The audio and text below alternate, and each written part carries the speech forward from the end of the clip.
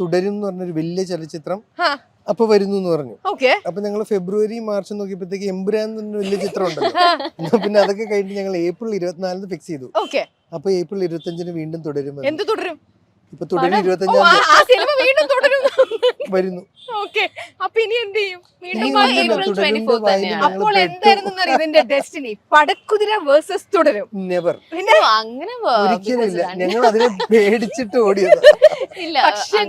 വേറെ നല്ല ഇപ്പൊ ഒരു വലിയ ചിത്രം വരുമ്പം കമ്പാരിറ്റീവ്ലി ഹൈപ്പ് കുറവുള്ള ഒരു ചിത്രം അതിന്റെ ഒരു റിക്കവറി മോഡലിന് ബെനിഫിഷ്യൽ ആവാൻ വേണ്ടി പ്രൊഡ്യൂസേഴ്സ് പ്ലാൻ ചെയ്യുന്നതാണല്ലോ. കൂടെ ഇറങ്ങി ക്ലാഷ് വേണ്ടെന്ന്. നിങ്ങൾ എവിടെ പോയാലും കൂടെ തുടർന്നുകൊണ്ടേയിരിക്കുകയാണ്. തുടരും. കുഴപ്പമില്ല, നമുക്ക് എന്തായാലും ആ ഒരു നമ്മുടെ സിനിമയ്ക്ക് നമുക്ക് ഹോപ്പ് ഉണ്ടല്ലോ. ലൈക്ക് അത് വേറെ ജോണർ ആണ്.